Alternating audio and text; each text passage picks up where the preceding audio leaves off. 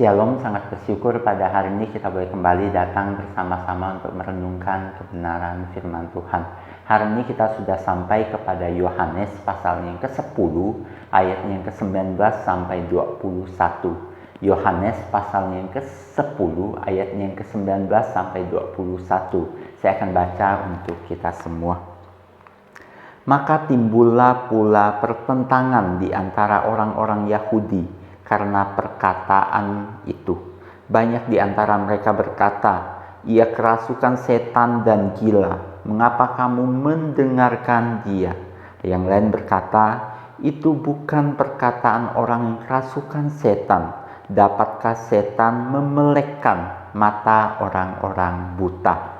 Berbahagialah mereka yang membaca, merenungkan, terlebih lagi melakukan firman Tuhan di dalam hidup mereka. Bapak Ibu, latar belakang dari pembacaan firman hari ini adalah pada bagian di mana Tuhan Yesus menyampaikan berita tentang gembala yang baik. Ketika Tuhan Yesus menyampaikan berita ini, sebagian orang yang mendengarnya itu menerima dan sebagian orang menolak. Ini juga ciri khas dari Injil Yohanes. Karena seringkali ketika kita membaca Injil Yohanes, kita akan menemukan ketika Tuhan Yesus menyampaikan sesuatu, ada orang yang menerima dan ada orang yang menolak. Dan ini sering terjadi dan sering kita temukan. Karena apa? Karena ketika Tuhan Yesus menyampaikan pesan, dia tidak menyampaikan sesuatu yang biasa-biasa saja.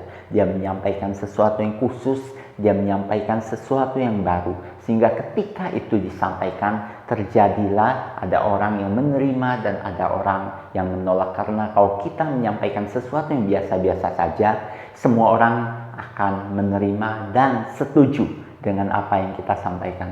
Namun Tuhan Yesus tidak menyampaikan sesuatu yang biasa-biasa saja.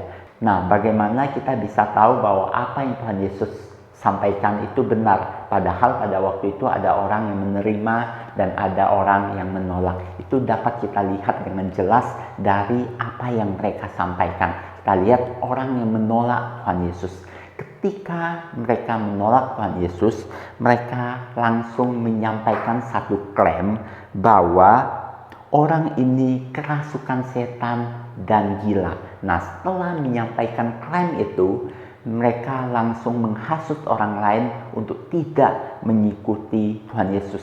Mereka langsung mempersalahkan orang lain dengan berkata, "Kenapa kamu mendengarkan dia?" Nah, mereka tidak memberi fakta atau argumen apapun. Mereka hanya memberi klaim dan setelah itu menghasut orang lain untuk tidak mengikuti Tuhan Yesus. Nah, berbeda dengan orang yang menerima ajaran Tuhan Yesus.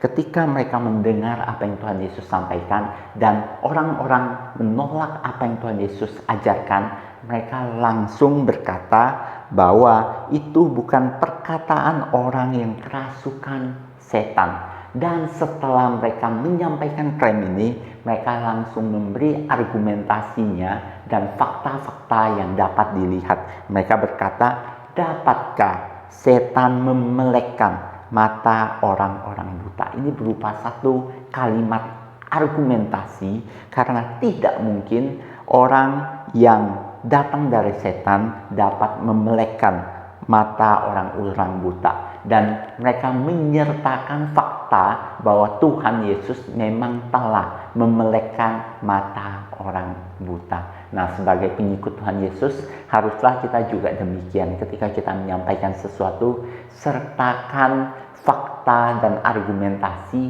di dalam klaim yang kita lakukan, sehingga orang lain dapat mendengar dengan benar, orang lain dapat memahami dengan baik apa yang kita sampaikan kepada mereka, dan mereka dapat mengenal siapa itu Tuhan Yesus.